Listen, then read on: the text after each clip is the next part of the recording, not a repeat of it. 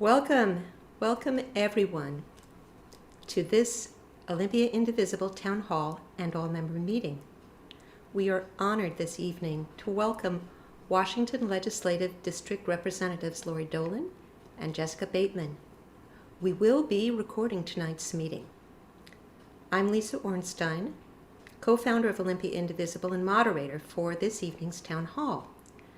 I want to thank Olympia Indivisible's membership team and Comtech team for inspiring and publicizing this event. Thanks to tonight's Zoom tech team, Bob Clark, Madeline Bishop, Sharon Herding, Glenn Hubbard, Melinda Holman, and Riley McLaughlin. Thanks, OI members, for being here live this evening. It is good to be with you. A few housekeeping matters. Tonight's town hall is being recorded and will be available on the Olympia Indivisible website before the end of the week. To ensure good audiovisual quality, we're muting audience member microphones.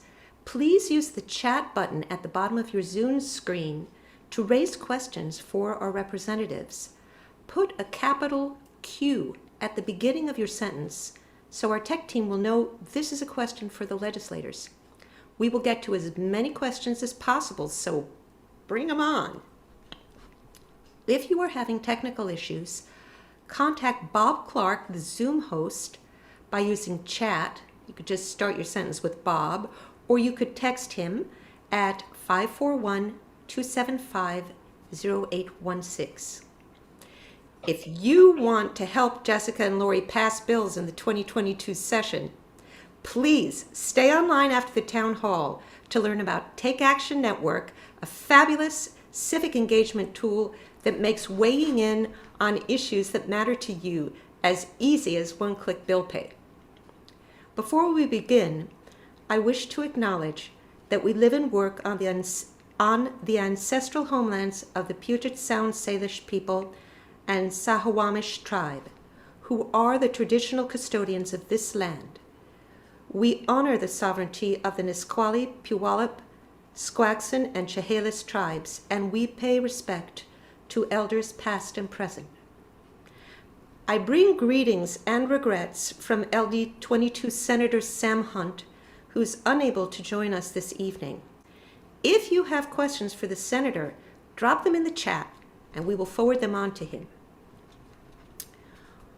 We are honored to welcome House Representatives Laurie Dolan and Jessica Bateman, who will represent LD 22 in the upcoming Washington State Legislative Session. The 6-week 2022 session convenes January 10 and adjourns March 10. LD 22 is anchored in Olympia and includes most of Tumwater and Lacey and everything north up to the water. Laurie Dolan has been a representative for LD 22 District 1 since 2017, succeeding Chris Reichdahl, who now serves as Washington State Superintendent of Public Instruction. Laurie was raised in Spokane, holds a bachelor's degree from the University of Washington and a master's and PhD from Gonzaga University.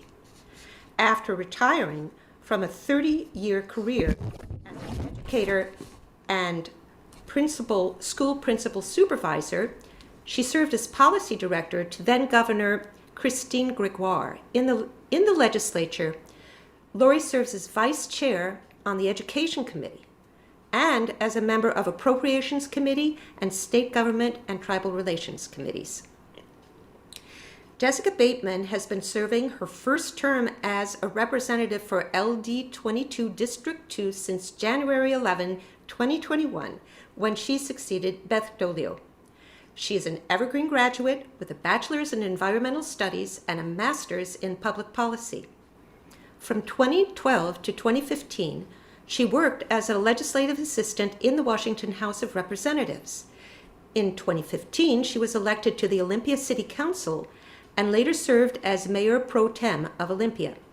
In the legislature, she serves as vice chair on the Health and Wellness Committee and is a member of the Capital Budget Committee and the Housing, Human Services, and Veterans Committee. Welcome, Laurie and Jessica. Thank you for sharing your evening with Olympia Indivisible. Thank you.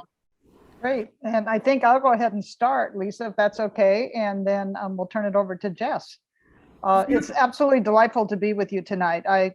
As I've told many of you before, Olympia Indivisible, you are so tireless with your advocacy efforts, and you're always on the right side of history. And you like never give up. You actually show up to testify on bills. You actually track bills, and you have to know how much we appreciate that, because our bills are only good if we have input from our constituents on those bills.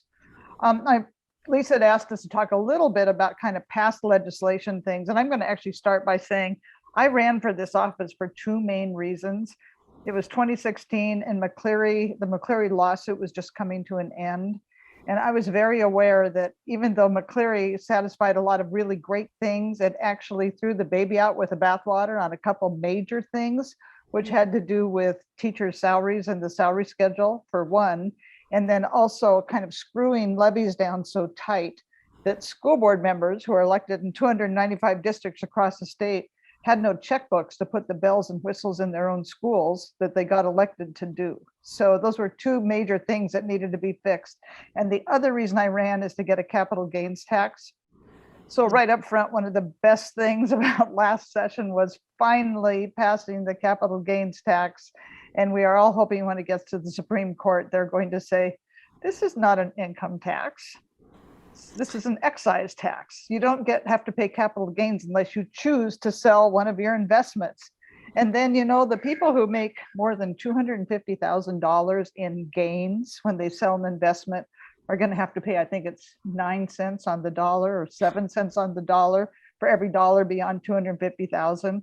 And if they really don't want to pay it, they really can choose to sell less stocks in that given year, so they only make 250,000 and not make an extra dollar beyond that. So the truth is, there are a lot of millionaires and billionaires sitting up in Seattle that every time we heard about capital gains, they would come down and testify that they want this bill passed. Wow. They feel very strongly that they made their fortunes because they happened to get hired by Microsoft at the right moment in time. And if they didn't live in Washington State with all the benefits that we have as Washington State citizens, they wouldn't be millionaires and billionaires. So there's a whole lot of people that are ready to pay this tax, and we're hoping the Supreme Court's going to say, go for it. We obviously didn't count on any of the money coming in from that tax for a couple of years because we knew it was going to be going through the court system. So we're watching that anxiously. The McCleary thing had to do with, we used to have the 40 years that I was like in K-12 education before I came here. We always had a teacher salary schedule. And frankly, as a young teacher, you lived and died by that teacher salary schedule. You knew exactly how many more college credits you needed or how many more years of experience you needed to get to the next level of pay. And you'd kind of plan how much money you could spend in tuition in order to get there while you're trying to feed your kids and do all the things that you do as a young family. That schedule got thrown out with the McCleary Act. And so I have a bill that I've been working on for the past couple of years that I'm hoping is going to get some traction this session, which would actually not go back to the old salary schedule, because I don't want people to feel like we're taking them backwards, but would actually take all the people that school districts hire in their classrooms and give them their state allocation according to the level of years of experience and educational attainment of each of those individual teachers. So it would actually be synced up district by district with actual teachers who have been hired, because we have not synced that up for a long time. And right now we have a lot of districts who are hiring the cheapest person that walks into an interview process. And sometimes the cheapest teacher is exactly who you want. You want a brand new, excited person who's like 22 years old and ready to change the world and change the world for each of their individual kids. But sometimes you have a really young staff and you want a more experienced teacher. And never in all the years I was hiring teachers and principals did I have to think, I need to hire the cheapest person that walks in today. Never once did that enter my mind. I could always hire the best person for any job. So if we can get that synced up, they'll feel like they can do that again and not shortchange their budget. So those are kind of two of the big things. I got the civics education bill passed, which means that kiddos before they graduate from high school have to take one semester of civics education. Work closely with the League of Women Voters and their wonderful book that they published several years ago is kind of the potatoes and gravy of that civics education class. It's a great book. If you haven't seen it, you can actually get it off the OSPI website, a copy of it online. And what's great about it is it not only talks about the federal government, the state government, local government, how all those go together, but it also talks about tribal governments. And lots of times, if you pick up a civics textbook, they forget about tribal governments, which here in Washington State, we know how important our tribal friends are. And so it's great that our kids are getting that in their books. The other thing I did that I'm really proud of is working with a whole bunch of people. So every bill we pass, it really has very little to do with us. We're like the orchestra leader. It has to do with all the content experts you bring to the table to think through the bill. And the one that I probably spent the most time on was school safety. And with that bill, we passed legislation to put school safety centers in each of our 9 educational service districts around the state. And we have 3 staff members in each of those places now. And one has to do with threat assessment. But what we realized in watching mass shootings in both businesses and schools is that too often the business or the school either expels the student that they're afraid of or fires the employee they're afraid of, and they just cut them loose and send them home, out of sight, out of mind. The danger of that is they're really not gone. They go home, oftentimes in a high school kid's case, they go home, steal their parents' gun, oftentimes kill their parents first before they come back to the school to kill as many students as they can, as fast as they can. And so what we've learned is when school personnel have a student that they feel is in that kind of danger, instead of just expel that student, they actually wrap mental health resources around that kiddo so that that kid will not go home feeling like, I'm going to use the word he because it's typically boys, that he is all alone in the world. That kid will go home hopefully feeling like there's people out there for him who are going to help him get beyond the trials he's in right now. And so in doing that, I think it's changed a lot of how we deal with kids' mental health issues and keep our kids in school safe. Thank you so much, Laurie. Yeah, I don't mean to cut you off, but I that's do okay. want I'd like to hear from Jessica about some highlights from 2021 because we're going to be coming back to talk about what's coming up in 2022 shortly. But Jessica. Thank you, Lisa, and thank you everyone for being here tonight. Like my colleague, Representative Dolan, I'm very appreciative for all of your advocacy, staying engaged, educating, bringing issues forward to us. Just referring back to what Representative Dolan was talking about in terms of mental health and gun responsibility, I want to note that there was tragically another school shooting today in Michigan. It's the 28th school shooting this year and the most deadly. So clearly we have a long way to go in terms of making our schools safer and reducing the ability of guns to get in the hands of young people and working on mental health. Looking back to 2021, I just want to ground you all. I know it feels like it's just gone by this last couple years quickly, but also really slowly. Thanks to our dedicated staff within the legislature, we were able to actually accomplish a tremendous amount of work together. We passed the capital gains excise tax, which had been worked on for over a decade by my colleagues there, including Representative Dolan. Police reform, historic police reform that was informed by communities of color that worked with Representative Johnson in 2020. We responded to COVID with funding for public health. We also worked tremendously on housing stability. We had a suite of bills related to tenant protections, eliminating the 20-day vacate notice, dedicating an actual fund through our document recording fee for permanent supportive housing and rental assistance, which we hadn't had before, which is really important.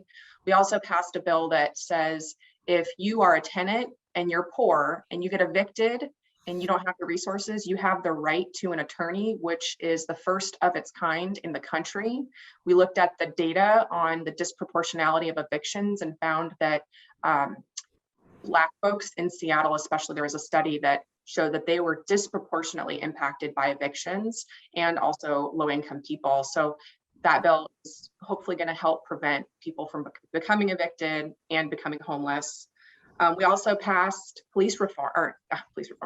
gun responsibility. I'm getting so excited with all the things we did. So we were able to, thanks to Senator Cooterer, pass a bill that bans open carry weapons at public demonstrations.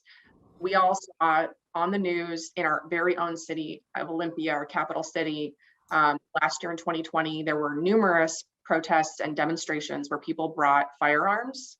And although this doesn't actually account, I think people actually have to, you can still have a concealed weapon, it's open carry, but hopefully this year we're actually going to work on even more legislation for gun reform and gun responsibility, including things like allowing city councils to ban them in council chambers. When I was on city council, there was actually a person who dropped a weapon in City Hall, and there was nothing that could be done about it because according to law right now, you can't ban them there. They can only be banned in schools,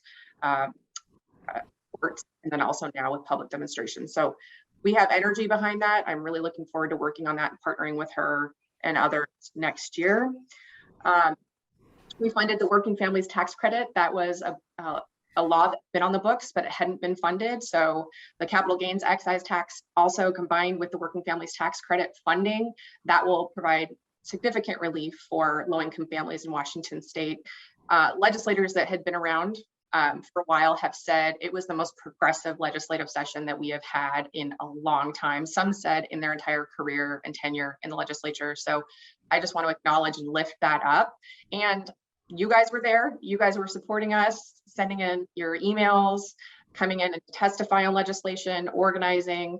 There's no question that we couldn't have gotten many of those things accomplished without supporters like you.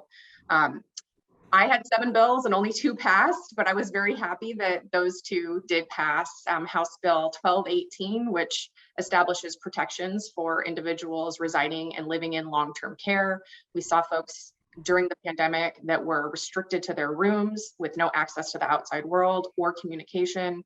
And it establishes requirements that facilities that are being paid and are taking individuals' money they're paying to be there, that's where they live, they have the right to access to communication to the outside world, and that they plan for future pandemic response. And so that was really meaningful, and I'm glad we got that passed. We also were able to pass a bill that establishes another circuit court judge in our county, which was really needed, actually. So that was actually a bill that Beth Dolio recommended that I take on. So that's a little bit of a nutshell for last session. I'm happy to talk more about the upcoming session. Very good. Thank you so much. I feel like I need a fan right now just to cool down from the hot session. It's very inspiring to hear about the significant legislation that was passed in the middle of a pandemic, with the state legislature under all kinds of duress, including safety issues. It's very uplifting, and delighted to hear, it's lovely to hear you talk about the symbiosis between the work that you are doing, both of you, and the work that we are doing in Olympia Indivisible.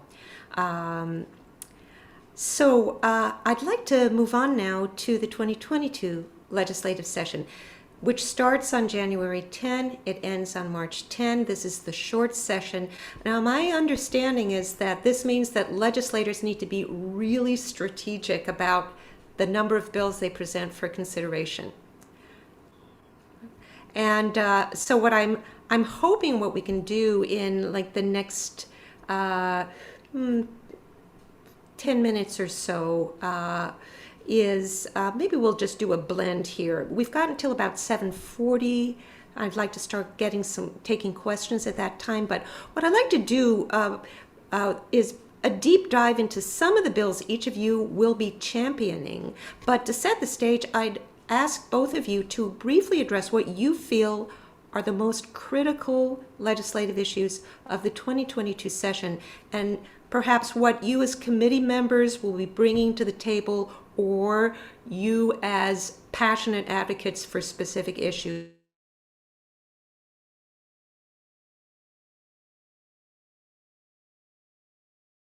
to go back to Laurie, we could do that and then have Jessica come on again. It's all good.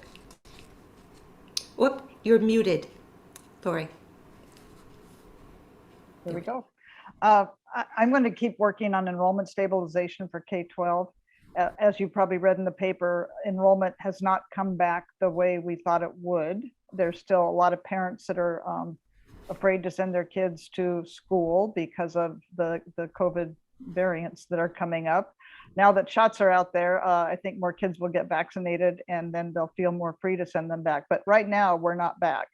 And so we have teachers in classrooms, assuming kids would be back, and they're not. And one of my main goals is to make sure the legislature doesn't cut the funding yet because the kids aren't there. Because I do think within the next year, by next fall, the students should be back.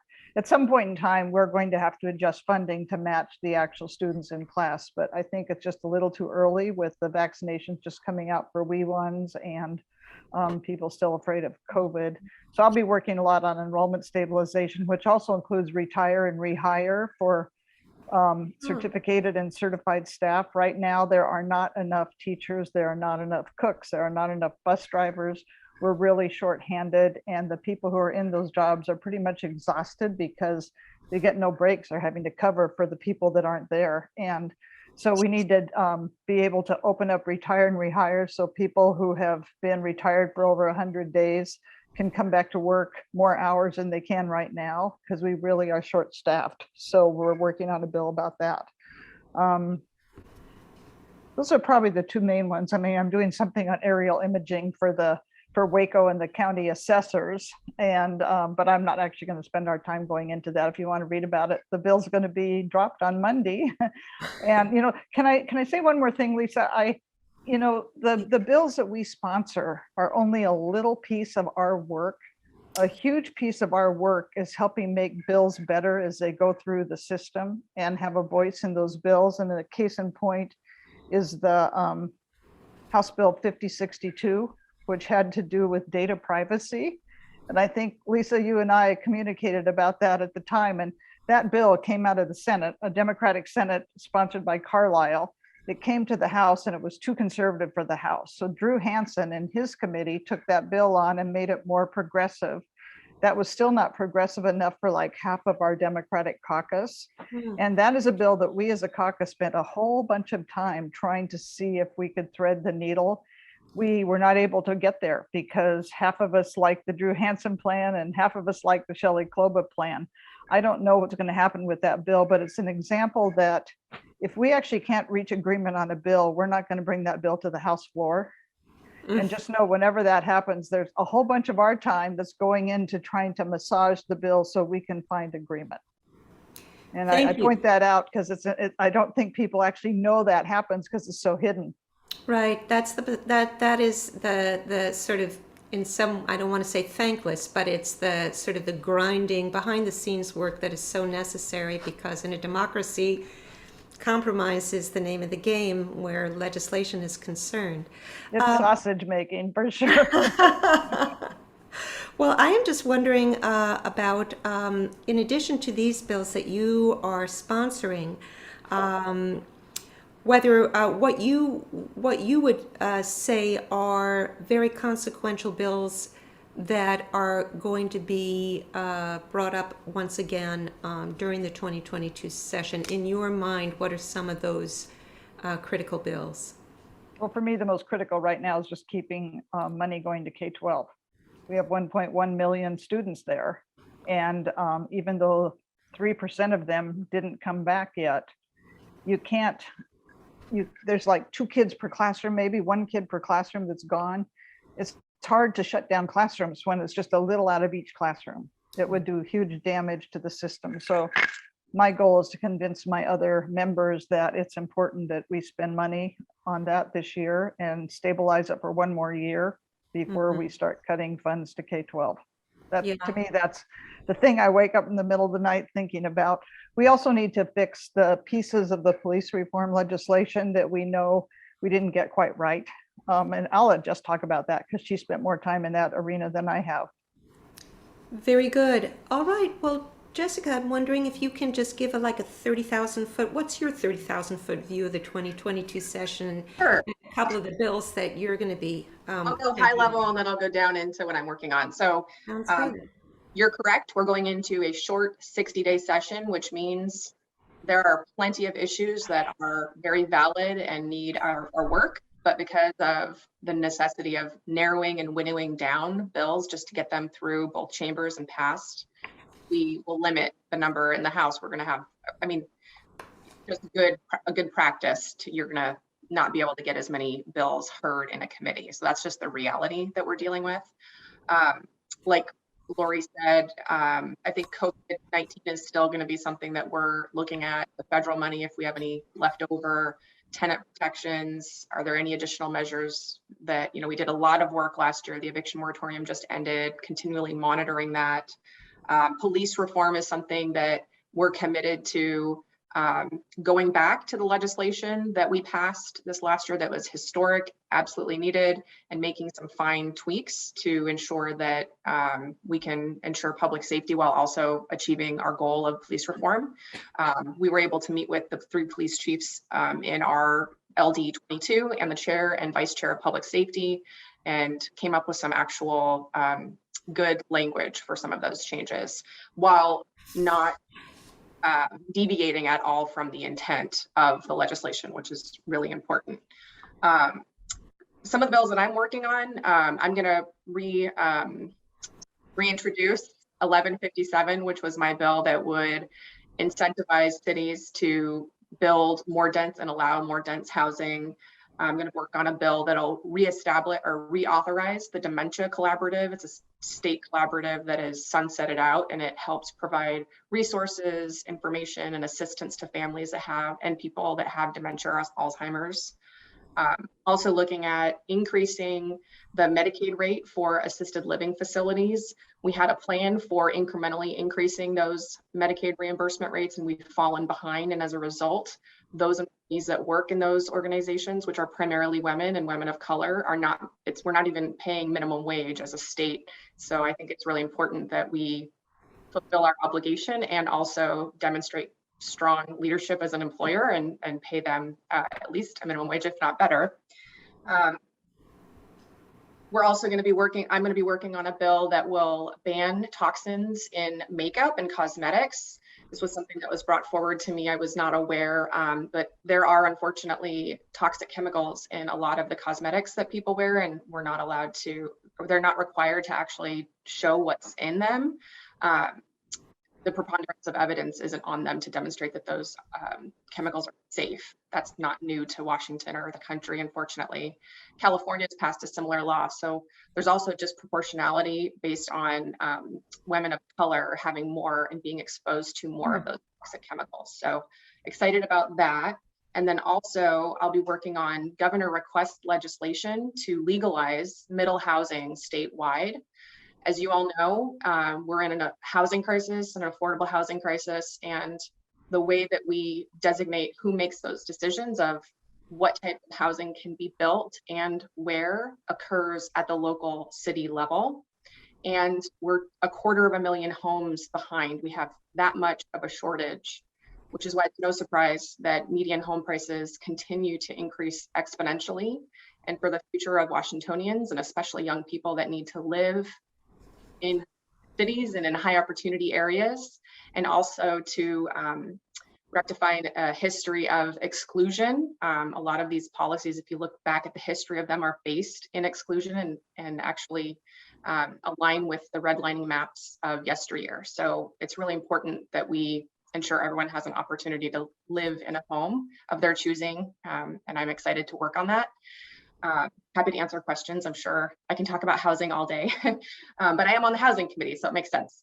I think that's it for the bills that I'm working on, and I'm happy to answer questions or do whatever you'd like us to do. Absolutely. Well, look, I have a couple of requests. One of them is I am curious to know whether the House Bill 1046, which both of you were sponsors on. This was the Concerning Community Solar Programs. Whether you think that may be coming back for a second shot, maybe just tell Olympia Indivisible members about what that Yeah. bill was about, where it got stuck, because it didn't get very far, and what prospects there may be. Yeah, so that was a bill that I sponsored, and it was a bill that Representative Dolio has sponsored before me, and unfortunately, the funding component to it was vetoed in 2020 session because of COVID. So that bill would essentially incentivize and provide support for more community solar in communities across the state. And it would require that energy companies have to allow for net metering. So you can produce your solar electricity on site, they can bank it into the system, and then you're compensated for the extra energy that you don't use that goes into the system. When it passed in 2020, there was a significant fiscal note to the bill. It was tens of millions of dollars. When it came back and I introduced it, we didn't include those funds because we were in COVID and it wasn't realistic to have that happen. As a result, that bill did not get the support of any of the energy companies who had just supported the one in the prior year, because it did include some incentive dollars for them to administer the program. So I am not going to be reintroducing that bill again this year. My recommendation to the sponsors is it's an incredibly important bill, and they need someone that can speak the language of solar energy and go toe to toe with those energy companies, because they have a lot of resources and a lot of expertise. I recommended that they work with Representative Shoemake of Bellingham, who's an economist and a progressive energy, sustainable energy champion. So I'm hoping that that will be introduced there.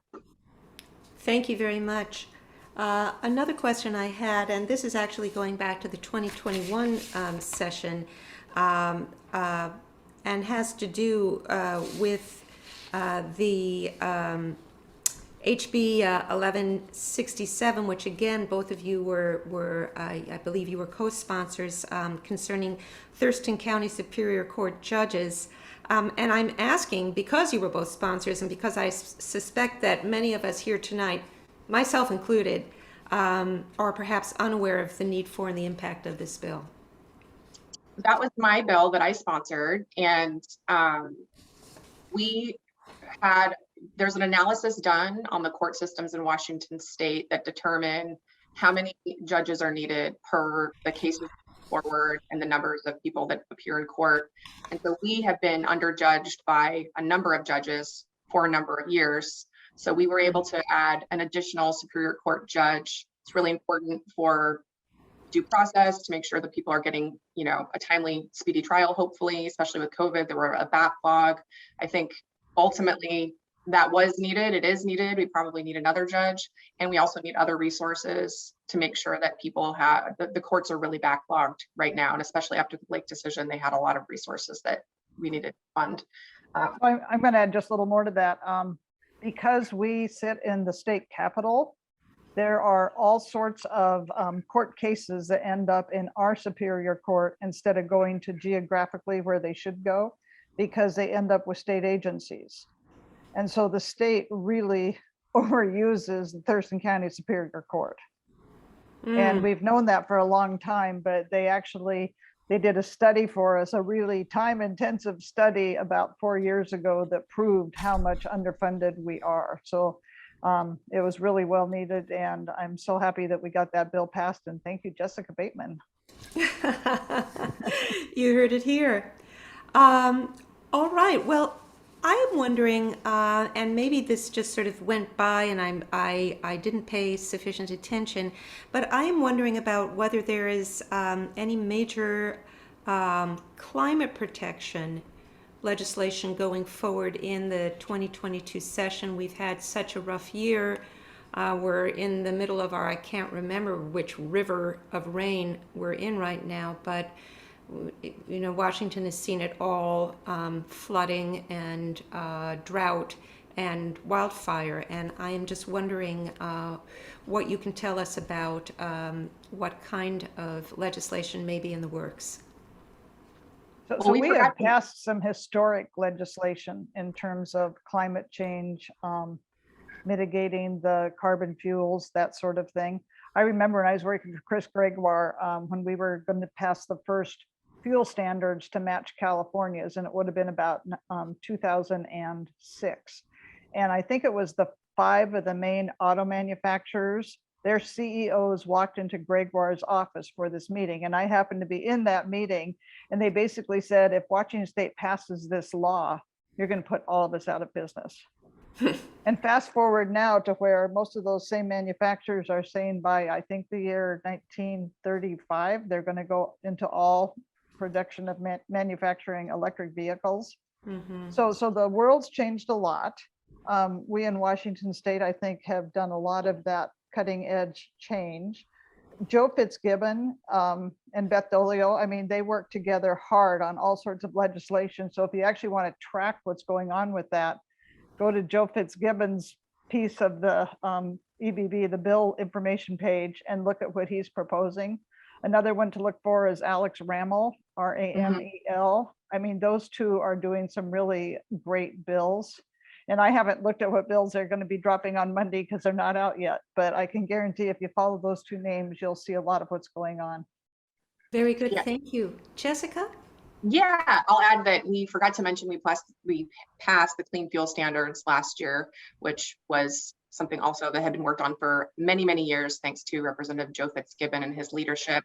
I am sure that Representative Fitzgibbon is working on some climate-related legislation, and we just haven't seen it yet. I don't serve on the Environment Committee, so I haven't been briefed, but we'll definitely be analyzing that and looking at those. The other thing that I will say is the intersectionality of some of these issues.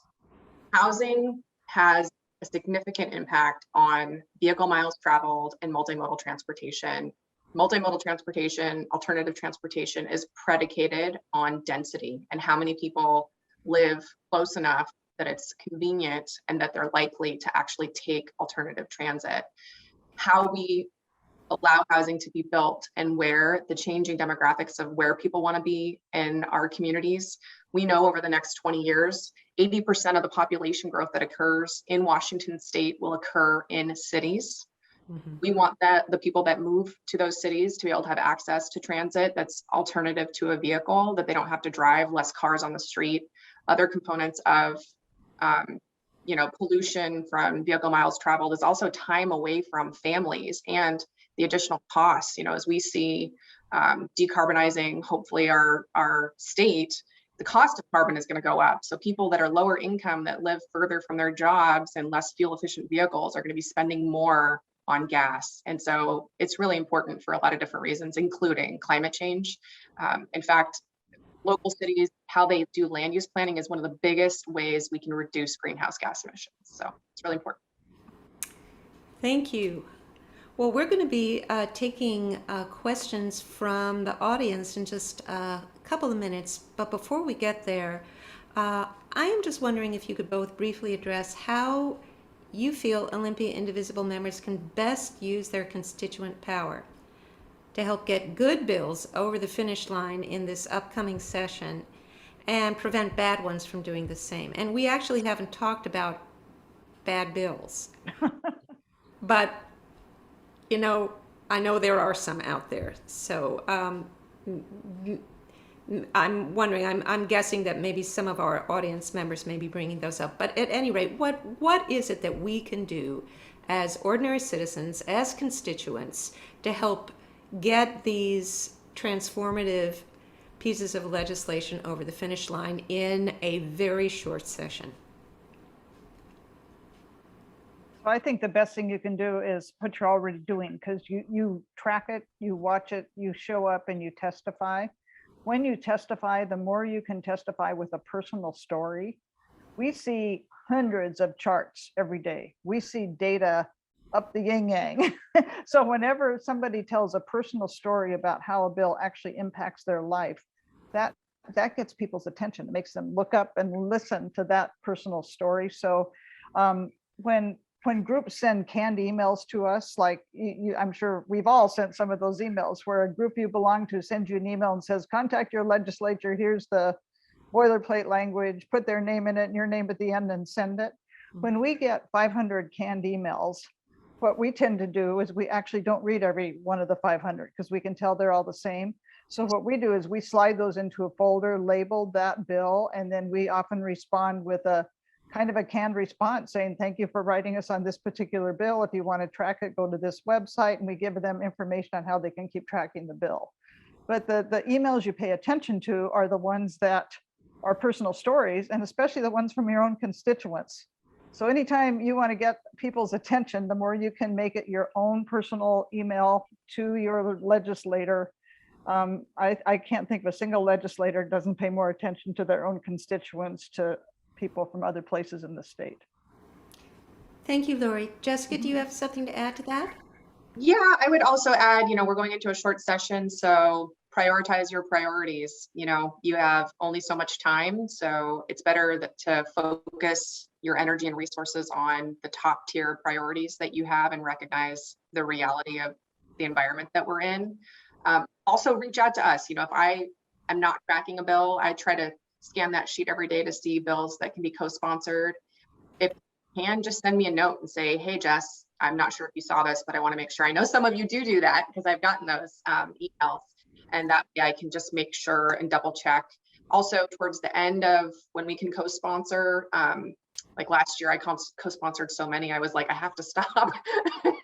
So that also helps me, kind of reminds me.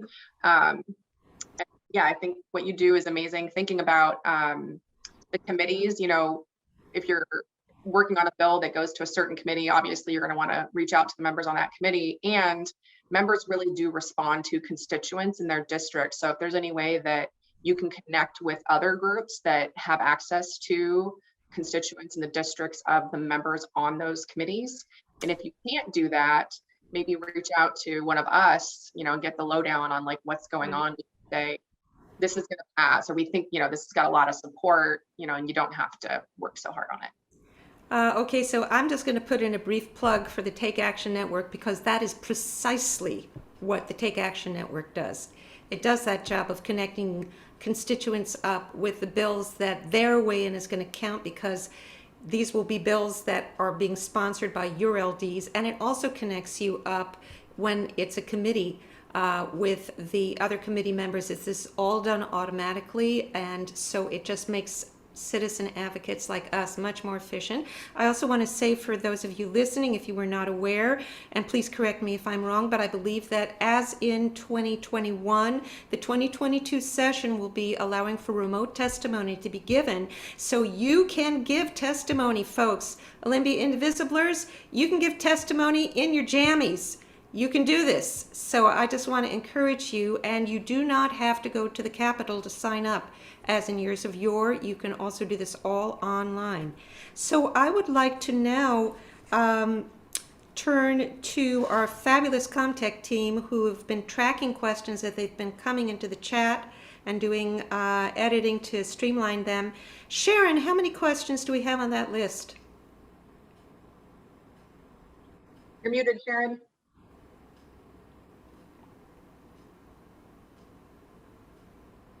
Be better if I can speak. If you could hear me, that would be helpful. Okay. We have about 6 or so questions. Some of them have been answered. I noticed that Laurie just answered one of those in the chat. So perhaps we could repeat that one and you could give your answer. Laurie, let me do the question and you can tell her what you said. What do you think the chances are for furthering the work of last year's session on establishing a state bank? Oh, no, I actually answered the tax code one. Oh, I'm sorry. Okay. Want me to go ahead and answer that? Sure. Yeah. Let me do the question then if I've got that. Sorry about that. That's okay. Which one was the tax code? Okay. We have one of the most regressive tax systems in the nation. Is there energy in the legislature to address this? Is that the question? I think that's a question, and there's huge energy in the legislature to address this. And there's also a person called Representative Noel Frame, who is now chair of our finance committee. And that's why she ran for the legislature, is to address this. And she, working through the process, had a group approved that includes both Democrats and Republicans that has gone around the state and had geographic meetings around the state talking to citizens about tax code. And they have put on all these Zoom meetings recently. Last month, there were 2 right here in Olympia that I attended, and I think several of you were probably there. But what I put in the chat box is this calculator that's really cool. Go to the calculator and use your own household numbers, and you can see how your taxes would look with a more progressive tax code. And it's actually pretty amazing. And it kind of negates the argument that if we did a capital gains tax, or even if we did an income tax, that it would be more costly for citizens. Because right now we pay a whole bunch of money in sales tax, and that hurts all the poorest people because they're paying the same amount as our richest people. So anyway, play with the calculator. I think you'll really enjoy it. And you can also give feedback to the committee that's been going around the state. Go ahead, Jess. Sorry, Laurie, about your it's always hard with the timing of these virtual meetings. So I'll just add that Representative Frame is awesome. The tax reform work group that she is the co-chair of with a counterpart that's a Republican is bipartisan, and it has a long-term vision of making our tax system in Washington more sustainable, not only through progressive legislation or taxation, but also we have 660 tax breaks that are on the books, and many of those wouldn't hold water today if we were to analyze the benefit that we all receive for the tax break that we're giving to people. It's very hard to take back a tax break once it's already on the books. So it's a long-term strategy that she's playing, co-chairing that committee. But believe us that we have energy. And this last year in the legislature, we elected the most diverse freshman class, both first-time college graduates, communities of color, and single moms. Like, we're really energized, really excited, and we have folks like Representative Dolan who have been passionate and working on this for years. So our hope is that we will continue that, and I'm very thankful for your advocacy on that issue in particular. Thank you. Sharon, next question. We'll go back to the question I asked, which was a little out of sync, but what do you think the chances are for furthering the work of last year's session on establishing a state bank?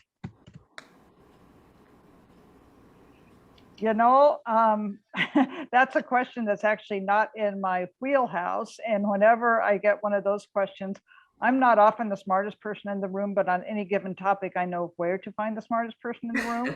And that's how we use each other in the legislature. We're all citizen legislators that come with our own expertise from real life into these lives. Senator Hasagawa has been incredibly tireless in working on a state bank. I think the best thing you could do is actually on Monday, when those first bills drop, there's going to be hundreds of bills dropped on Monday, because that's the first day we can drop new bills. See what he's dropping. And that's going to give you your answer, is just go straight to him and see what he's working on. And if you want us to look into it, we can certainly email him, ask him, and get it back to you. Thank you. Mm-hmm. Sharon, have we? Okay, next question. The electric utilities have been required to decarbonize over the next 30 years, but there is no legal requirement for the natural gas utilities to decarbonize. Can this loophole be fixed? I don't know the answer. I mean, I'm hoping that we can. I believe that was from Jim Lazar, and I would love to follow up with you, Jim, about that. I know Representative Rommel up in Bellingham has been very focused on the gas industries and taking a real critical lens to them. So I'm happy to follow up with you to find out, A, if that's being worked on, and B, if not, what we can do to work on that and make sure that it happens. The next question, will you be looking at federal actions like Build Back Better to see how we might be affected? Do you foresee enabling legislation? So a lot of what's in Build Back Better, we've already done. And we certainly can use more federal money to help us do it better. So I think, you know, I have not been involved, but I'm sure that people on our appropriations committee are deeply involved in looking at Build Back Better and what we might get out of that, which then we'd sink into whatever we're trying to do in Washington State. So yes, we always try to take advantage of any federal help we can get to continue our progressive programs here in Washington State, like early childhood education, mental health services, our healthcare system. When I was policy director for Chris Gregoire, I got a call from a campaign person from a guy named Barack Obama, who was running for president, and he wanted a copy of Gregoire's healthcare plan. And that became the cornerstone, the foundational piece for his ACA. So we are privileged to be in a state with a lot of really smart people who work together to actually create a democracy that we're all proud to be part of. And so, yeah, we'll take full advantage of whatever federal money we can get, and we work with our congressional people, obviously, to try to get us more. Okay, excellent. Got one more that just came in. Do either of you fear for the future of democracy?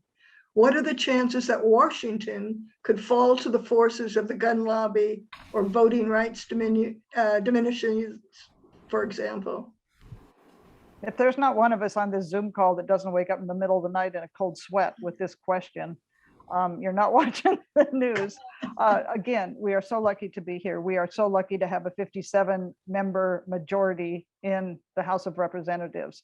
And that comes because people like Jessica and I, this is why I signed up to be part of this on my home email instead of work. The reason we can elect so many Democrats is people like us who are pretty much a shoo-in because of our constituency. The money we raise, we give to the House Democratic Campaign Caucus, and then they give it to the candidates around the state who we think we have a really good chance of electing another Democrat in those areas. So it's really important for us to raise as much money as we can, knowing that we don't use our money. We might save 10,000 of it to do a joint mailing, that because we do it on the cheap, because we actually know our constituents would rather have us spend that money to help elect other Democrats and keep our majority. As long as we have the majority, we're going to be safe. We have great voting laws. I mean, you can tell our Secretary of State was just brought into the Biden administration because what we do here is exemplary. In the Republican caucus, I would say that I can work pretty darn closely with about 20 Republican members where I can go to them, trust them, they'll help me with bills that we both agree on. And there's about 5 to 7 crazies that try to be more Trump than Trump. And the crazies kind of get ignored. They get more media attention than they get attention within the House. When they send out an email to all of us, no one responds to their emails. It's like they didn't even exist, because actually nobody wants to give them the time of day. And that goes for Republicans and Democrats. They don't get anybody jumping on their emails, people ignore them. So as long as we can keep the majority and know that our elections are safe and we're going to keep them that way, that's the biggest safeguard for Washington State. Yeah, yes, I'm concerned. Anyone should be. I was a legislative assistant to former State Representative Chris Dolan, and I've seen a significant difference in the tone of communication to legislators since that time. There's an undertone of violence to the communication that we get now that's much more normalized. I think that one of the major concerns, we in Washington State, like Laurie said, are very fortunate to have strong voting laws. We have a strong Democratic majority. We were able to pass gun reform legislation. So in terms of those two elements of your question, I'm not as concerned about those. It does require that we have to continue maintaining that majority, and next year is going to be a year where we have to work really hard to do that, not only in our district, but in other districts. If you look at the math, historically, we lose seats in a year like next year. So we're going to have to help out. We're going to have to do work there. I also think that social media creates a climate where people aren't engaged with real human beings. There's a difference that occurs when you are eye to eye with a person in real life, and in reality, you are kinder to them and more apt to try to, hear their perspective and relate to them as a human being. It's much easier to disconnect and otherize people in a virtual format. And that format incentivizes and normalizes bullying behavior, which has become so normalized and has created an environment where those are the people that are winning. Those are the people that are getting elected and then serving in governance. And unfortunately, instead of our better angels prevailing and being held up, they're appealing to the worst angels and the worst parts of people. And that has an effect. We saw that last year with the insurrection. And so we need to engage. We need not to have apathy, not to have despair. We need to aim higher, work harder, and be kinder to each other. So we're fortunate in the 22nd because we see young people coming in that are engaged. We have you. We have a plethora of organizations and people that are working with us. So we're going to lean on you, and we're going to need your help even more. Thank you so much. Sharon, I think we have time maybe for one question. How many Okay. questions do we have left here? I have one coming up. I see Laurie's answering some of the other ones, so I will Very do good. the ones she didn't get to. How about that? Are Okay. there bills coming that will further protect workers, working families, and their labor unions? So one of the best bills I ever passed was government contracting for WFC. Took us 3 years to pass it, and a lot of people had worked on it years before us. And basically what that did is it made it so if the state lays off state employees, which they obviously do if they don't have money or feel like they need less of a certain category of employee, and then they get more money in the coffers, and they can't go out and use a third-party contract to fill in the difference. They have to go back and hire more state employees. So that was a hard worked on bill, and it finally passed with a whole lot of tears along the way. Well, thank you so much. And I just want to say, if you dropped a question into the chat and did not receive a response, we will be forwarding on any unanswered questions to Jessica and Laurie. And if there's any for the senator, for Sam, those will go out to him as well. And we'll make sure that we get that calculator, that regressive versus progressive tax calculator out as well. That sounds like a fascinating and fun way to persuade people about why progressive taxation is such a good idea. I'm also going to take home with me Jess's aim high, work hard, be kind. I think that is really, those are watchwords for our time, really good ones for us. I think I can fairly say that those are aspirations that we hold dearly at Olympia Indivisible. So thank you so much, Laurie and Jess. Before we wrap up, I have a really important message for our Olympia Indivisible members, which is don't touch that dial. Don't touch it. Okay? I'm asking for all of you to stay on for 3 more minutes to hear about how you can become a Washington legislative session civic activist superhero with the ease of online bill pay. And this is how we get the change we want. This is how we support Jess and Laurie. This is how we support the good bills and put the kibosh on the bad ones. So please, just hang in there. I want to thank our guests, Laurie and Jess, for sharing their evening with us. We really appreciate your public service. This has been a wonderful, wonderful town hall. We look forward to working with you in the 2022 session, and you're welcome to stay and hear about Take Action Network. I really recommend it. It'll take about 3 minutes for me to make my pitch. Otherwise, and in any case, thank you so much, and we look forward to being in touch with you. So here's the pitch. So Take Action Network, or TAN, as we fan people love to call it, it's a platform developed to help Washington progressive citizen activists like you to easily take action on important legislative bills, be informed about local meetings and town halls, and follow what's happening on important issues throughout the year. It was developed on the principle that you want to help improve the world, but your time and energy are limited. You want to work on the issues that matter most to you, and you want to work on the ones where your voice actually matters. So when you join TAN, Take Action Network, and you set up a personal profile, you will only be notified about bills and issues where you can actually influence elected officials. And TAN will provide telephone and email scripts that automatically connect you with the right phone numbers and addresses. And of course, following Laurie's good advice, you're going to personalize these, telling your stories. So if you have one to share. This signing up for TAN, learning how to use it, it's easy. We're going to make it very easy for you. And this is basically, TAN is easy to do, one-stop shopping that allows you with a clear conscience to turn off the fire hose of requests for action, which are probably clogging up your email right now as I speak. And instead, you can be a strategic advocacy superhero with the ease of one-click bill pay. Only, honestly, it's a lot more fun than paying bills. Just saying. So in December, Olympia Indivisible is offering Take Action Network training sessions on Zoom.